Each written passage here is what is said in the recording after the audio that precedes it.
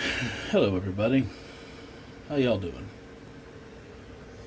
We're just gonna do a little honing here, knife honing in particular. I need to fix this Granddaddy Barlow musket sight. I'm gonna fix this heel. We've got a heel hook ground in from the factory.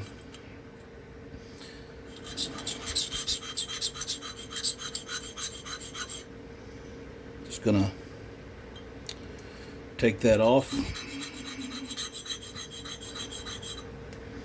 on this diamond plate.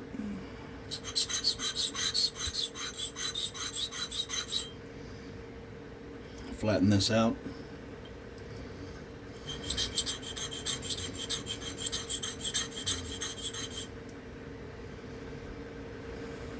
May need a coarser plate.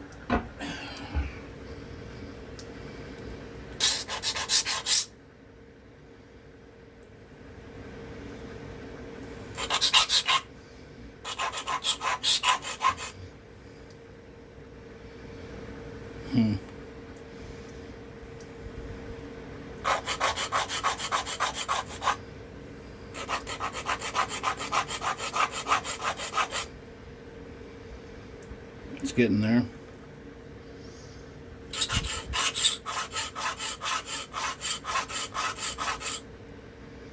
Just letting the abrasive cut it.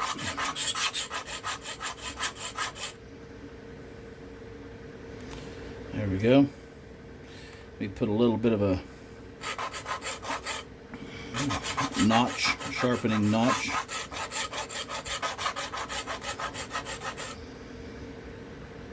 In here at the base.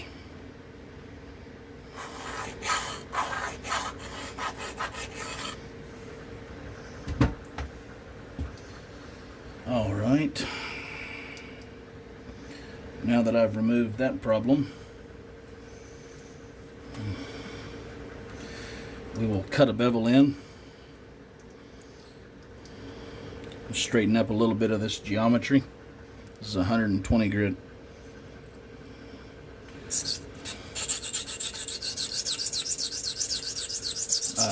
120 grit Gritomatic.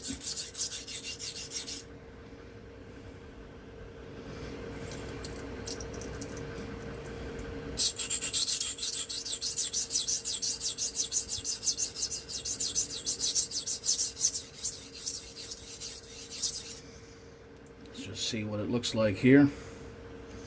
What I'm dealing with here at the tip is it came not so much here and then quite a bit here on the tip. So I'm going to get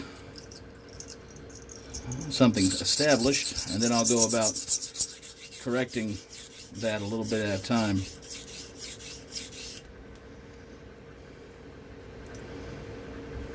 May or may not try to get it all at once. Not much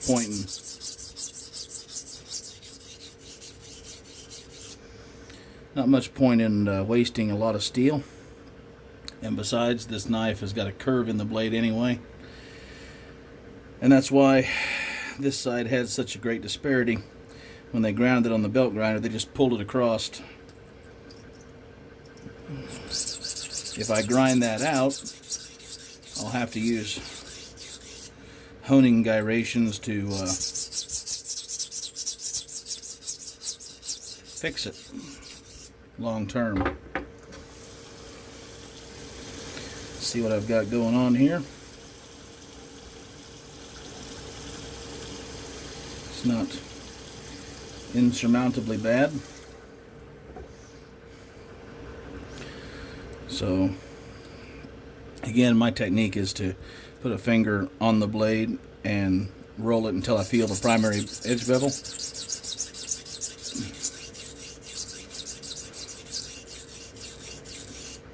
And then lock the wrist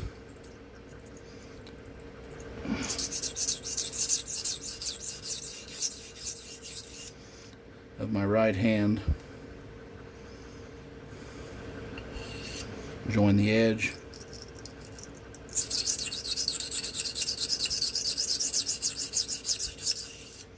To remove any burr.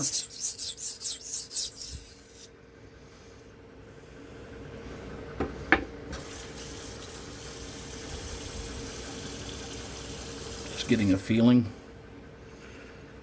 holding it up to the light, that sort of thing. Good grief. This autofocus is not wanting to focus. Jeez, that is annoying. I really hate when I don't catch that. My autofocus has been turned to where it focuses automatically and it's driving me bananas. Alright, onward. Sorry for that.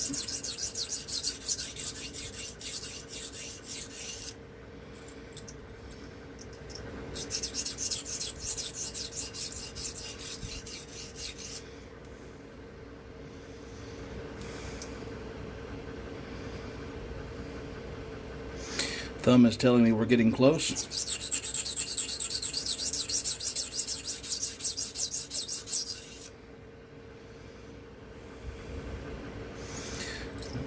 This is a less than stellar example of a Remington musket Barlow. It's all right. It's not all that though. I got a little bit more work down here where I blended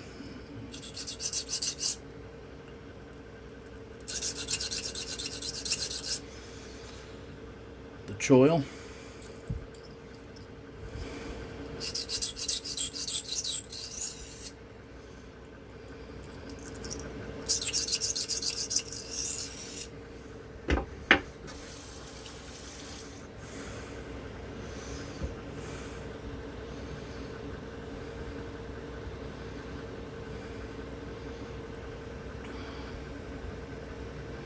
Feeling decent. Now I've corrected the tip a little bit, widened the bevel on this side and tried to minimize making it any wider on this side. We've got an apex, so we'll do some light laps and join the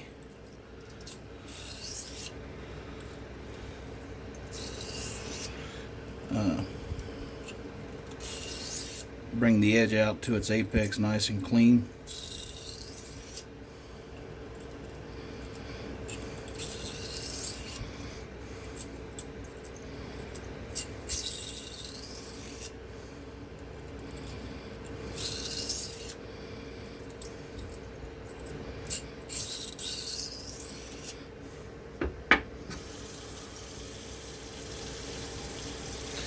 Edge feels fairly cleaned up a little bit. Alright, we'll go from this 120 to this stone here, this green silicone carbide. It's about 300 or so grits on this side.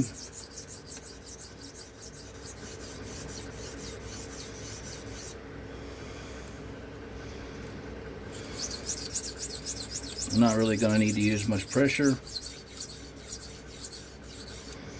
but we do need to use enough strokes.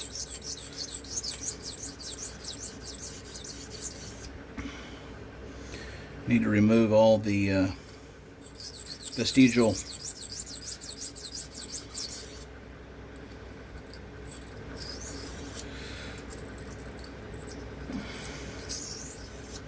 .120 scratches or stria.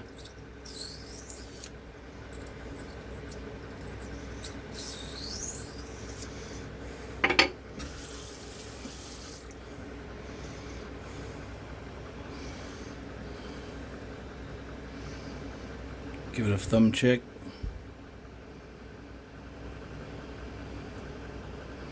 That feels pretty good.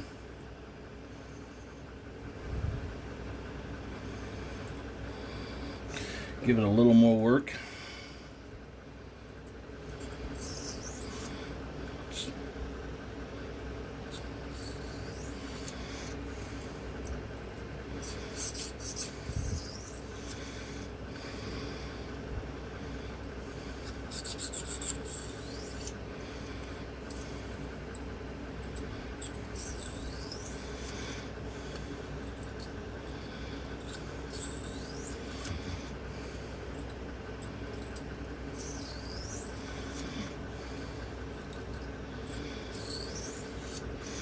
And as always, right before I go to change up a grit, I lighten up even more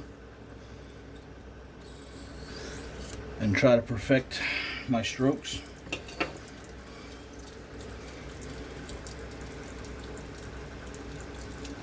That feels really good. This is a Gritomatic 600 grit. I really should have cleaned it.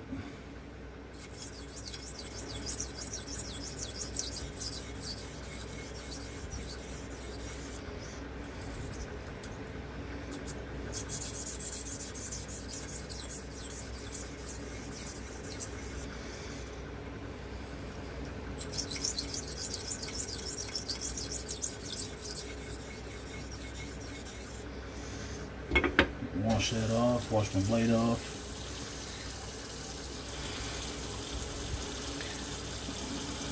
I'm just looking at the polish. I don't have to get this perfect. This is a user. In terms of if I were going to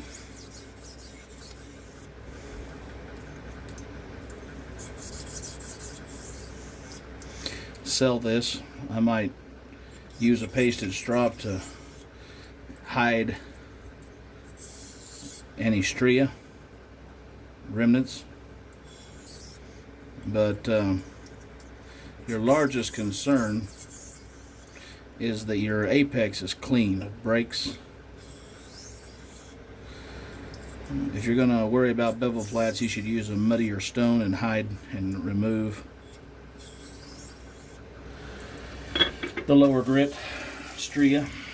Not that that'll actually superbly stroke it or help it cut much better.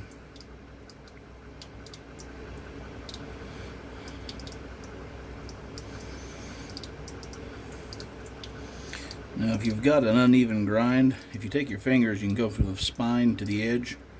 You can tell where whoever ground the knife, let's just say they didn't change their belts very often, or their platen was a little out of something. These Remington knives seem to suffer from, let's just be nice and call it a wavy a wavy grind. You might have one side that is absolutely flawless, and then on the next knife it's let's just say it's not flawless. What that'll give you is it'll give you a thick and thin primary edge bevel,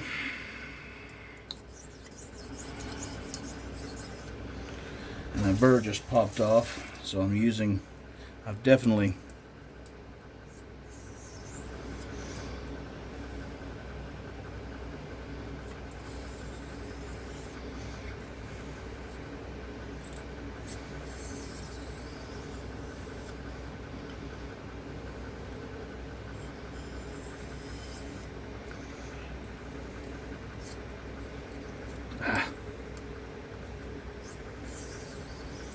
that's what happens whenever you get out of a rhythm.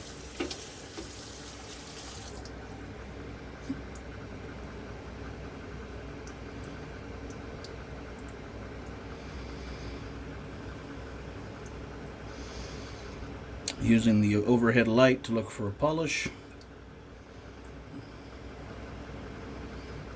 I always look for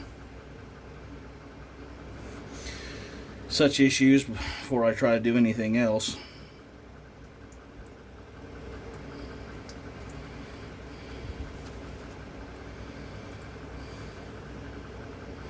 Now if you want to get the most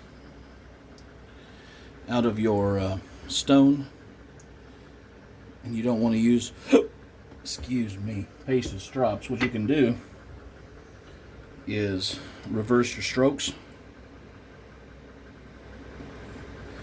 Give it just a tiny bit of elevation higher than the stroke you were using.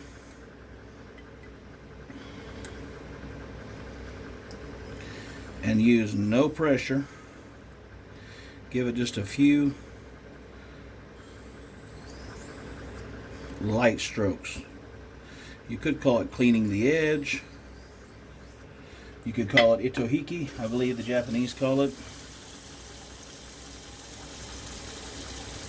But basically, what you're doing is you're not creating a micro bevel, because that's just horse manure. Not using or having them, no. But that's what so many geniuses on the sharpening forums call that technique, and that's not what it is. If that's true, then anybody who uses a pasted strop is creating micro bevels. What you're doing is you're cleaning the apex with abrasive. You're using the abrasive of your stone. Feels nice and grippy. Catches the thumbnail at a sharp angle all the way. That'll cut a tomato, a squirrel, my fingers. You know, it depends. Let me grab my strop real quick.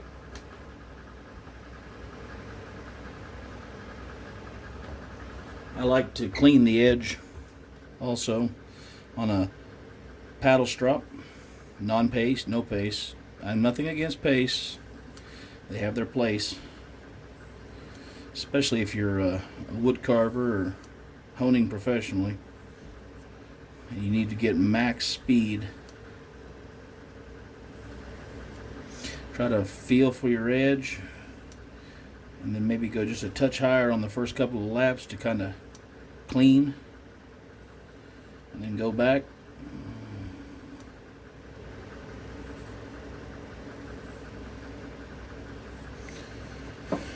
All right.